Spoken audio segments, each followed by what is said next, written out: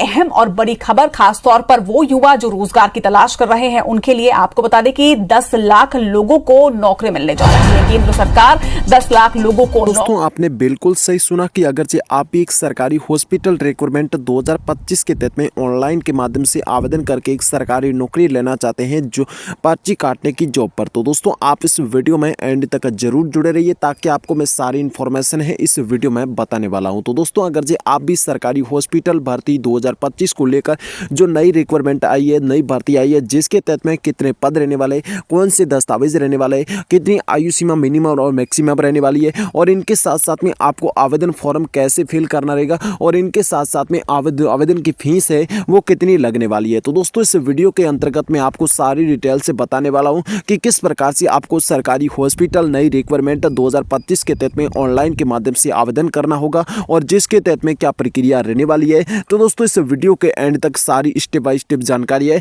वो आपको मैं बताने वाला हूं। तो दोस्तों इस वीडियो को आप बिना स्किप किए एंड तक जरूर जुड़े रहिए ताकि आपको मैं सारी इन्फॉर्मेशन एक ही वीडियो के अंतर्गत बता पाऊंगा। तो दोस्तों बात करते हैं, अगर जो आप इस वीडियो में एंड तक जुड़े रहेंगे तो आपको सरकारी हॉस्पिटल भर्ती 2025 के तहत में अंतर्गत में जितनी भी सारी डिटेल रहने वाली है वो आपको पूरी की पूरी समझ में आने वाली है। तो दोस्तों इस भर्ती के अंतर्गत बात करेंगे इसके कितनी पोस्ट रहने वाली है, कौन सी वैकेंसी को ले यानी कौन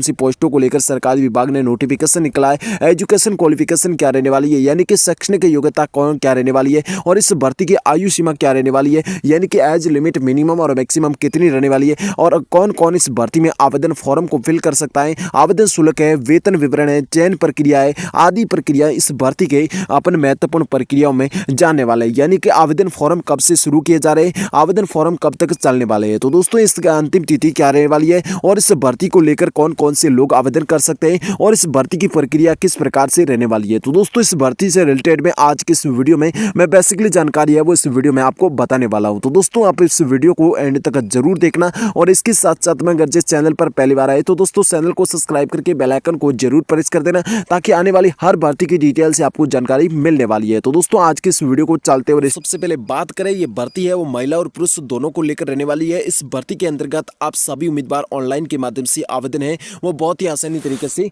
कर सकते हैं। तो दोस्तों अगर जो आप इस भर्ती के अंतर्गत ऑनलाइन के माध्यम से आवेदन करना चाहते हैं तो दोस्तों आप चाहे महिला है चाहे पुरुष है, तो दोस्तों आप सरकारी नौकरी है वो बहुत ही आसानी तरीके से आप ले सकते हैं। यानी कि सरकारी अस्पताल वैकेंसी रहने वाली है और इसमें आप चाहे महिला है चाहे पुरुष है, तो दोस्तों बहुत ही आसानी तरीके से इस भर्ती में ऑनलाइन के माध्यम से आप आवेदन है वो आप कर सकते हैं। तो दोस्तों अगर से मैं आपको पोस्ट डिटेल के बारे में डिटेल से आपको जानकारी बताने वाला हूं कि आपको सरकारी हॉस्पिटल रिक्वायरमेंट 2025 के अंतर्गत में कितनी पोस्टें रहने वाली है और कौन सी भर्ती मतलब कौन सी पोस्टों को लेकर सरकारी विभाग ने नोटिफिकेशन है वो जारी कर दिया गया है। तो दोस्तों अपन बात करें तो दोस्तों आप लोगों को मैं बता देना चाहता हूं कि सरकारी हॉस्पिटल भर्ती 2025 के अंतर्गत में 35,000 से प्लस भर्तियों करवाई जाएगी, और जिसमें मरीजों की पर्ची काटने के पद रहने वाले हैं, और इसमें आपके इनके साथ साथ में अन्य पदों पर भर्ती का नोटिस है वो भी जारी कर दिया गया है। तो दोस्तों बात करें जिसका ऑफिशियल लिंक है वो आपको नीचे देखने को मिल जाएगा, जिसका ऑफिशियल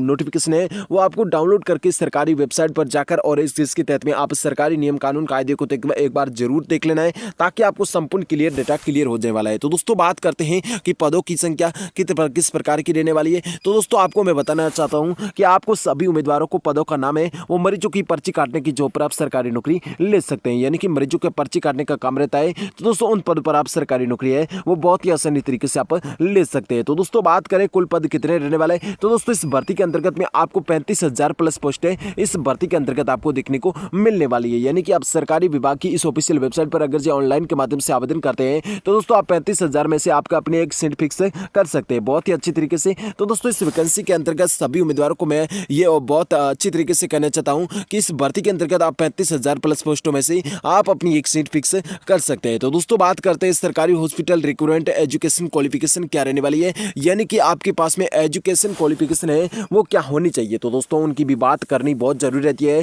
क्योंकि अगर जो आपके पास में एजुकेशन क्वालिफिकेशन नहीं होगी यानी कि शैक्षणिक योग्यता नहीं होगी तो दोस्तों आप सरकारी नौकरी कैसे ले सकते हैं और उसको किस प्रकार से आप क्वालिफाई कर सकते हैं। तो दोस्तों इस भर्ती के अंतर्गत में सरकारी हॉस्पिटल रिक्वायरमेंट 2025 के अंतर्गत में एजुकेशन क्वालिफिकेशन की मैं बात करने जा रहा हूं। तो दोस्तों अगर जो आप एजुकेशन क्वालिफिकेशन की बात करें या शैक्षणिक योग्यता की बात करें तो दोस्तों सरकारी हॉस्पिटल भर्ती 2025 के लेकर जो निकाले गए बम्पर पद है जिस पर भर्ती के आवेदन को लेकर आपके पास में कम से कम 10वीं या 12वीं कक्षा पास है वो उत्तीर्ण होनी चाहिए, आवश्यक रहती है, यानी कि वो उत्तीर्ण आवश्यक रहती है। तो दोस्तों अब सरकारी विभाग की ऑफिशियल वेबसाइट पर अगर जो आप ऑनलाइन आवेदन करते हैं तो दोस्तों आपको 10वीं 12वीं की सबसे पहले मार्कशीट मांगी जाएगी। उसके बाद में आपकी क्वालिफाइंग योग्यता है वो मांगी जाएगी, यानी कि योग्यता आपके पास में है वो आपकी पूरी होनी चाहिए, तो ही आप सरकारी नौकरी है वो बहुत ही आसानी तरीके से आप ले सकते हैं। तो दोस्तों बात करें सरकारी ऑफिशियल वेबसाइट पर, तो दोस्तों आप लोग सरकारी हॉस्पिटल में आवेदन करना चाहते हैं, सरकारी हॉस्पिटल वैकेंसी में ऑनलाइन के माध्यम से आवेदन करना चाहते हैं, तो दोस्तों इसकी आधिकारिक जानकारी, इसका ऑफिशियल नोटिफिकेशन डाउनलोड करके आप देख सकते हैं और इसको पढ़ सकते हैं। तो दोस्तों बात करें एजुकेशन क्वालिफिकेशन की, यानी कि एजुकेशन क्वालिफिकेशन आपसे कितनी मांगी गई है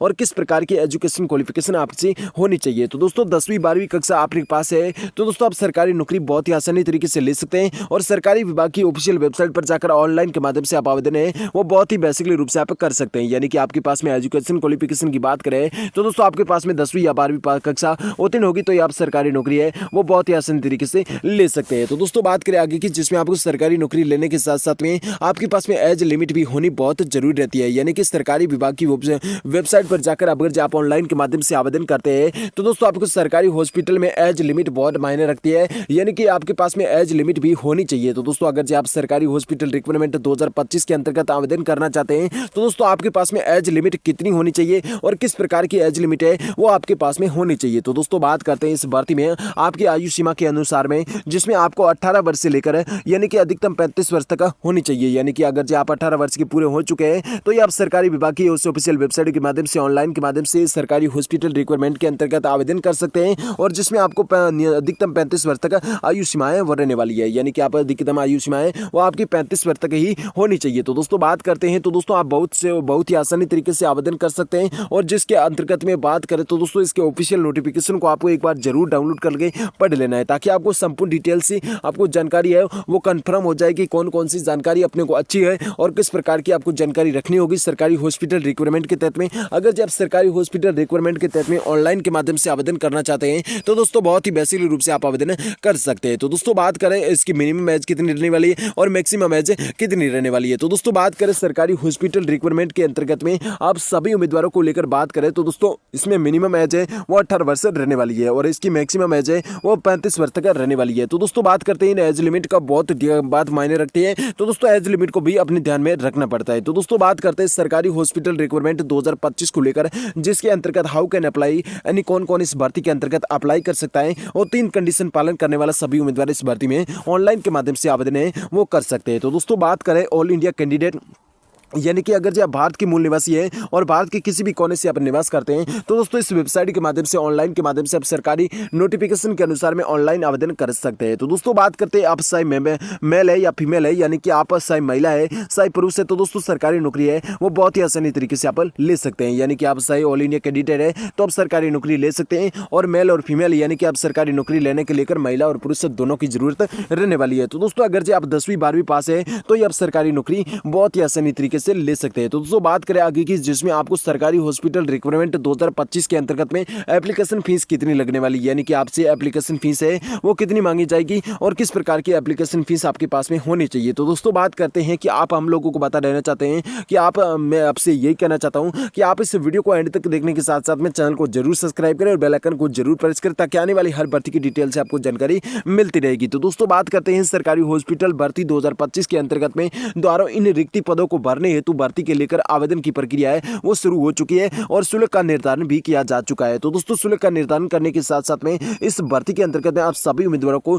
जनरल कैटेगरी और ओबीसी कैटेगरी के 100 रुपए तक का शुल्क है वो निर्धारित हो चुका है। यानी कि आप जनरल कैटेगरी से निवास करते हैं या आप मतलब ओबीसी कैटेगरी से निवास करते हैं तो दोस्तों आप इसमें 100 रुपए तक का आवेदन शुल्क है वो आपको लगाना पड़ता है। और इनके साथ में अगर आप एससी या एसटी कैटेगरी से निवास करते हैं या पीएस कैटेगरी से निवास करते हैं तो दोस्तों आप जीरो बैलेंस के साथ में इस भर्ती के अंतर्गत ऑनलाइन के माध्यम से आवेदन है वो बहुत ही अच्छी तरीके से आप कर सकते हैं। और इस भर्ती के अंतर्गत में आप सभी उम्मीदवारों को भर्ती के रूप में आपको सरकारी नौकरी मिलने वाली है। तो दोस्तों अगर आप जनरल कैटेगरी या ओबीसी कैटेगरी से आप निवास करते हैं तो दोस्तों आपको 100 रुपए तक आवेदन शुल्क इस भर्ती के अंतर्गत आपको देना पड़ता है। और इनके साथ में अगर आप एससी या एसटी पीएच कैटेगरी से निवास करते हैं तो दोस्तों सरकारी विभाग की इस ऑफिशियल वेबसाइट के माध्यम से ऑनलाइन के माध्यम से आवेदन बहुत ही फ्री कर सकते हैं, यानी कि बिल्कुल फ्री में ऑनलाइन के माध्यम से आवेदन कर सकते हैं और शुल्क का भुगतान ऑनलाइन के माध्यम से कर सकते हैं या आपको डेबिट कार्ड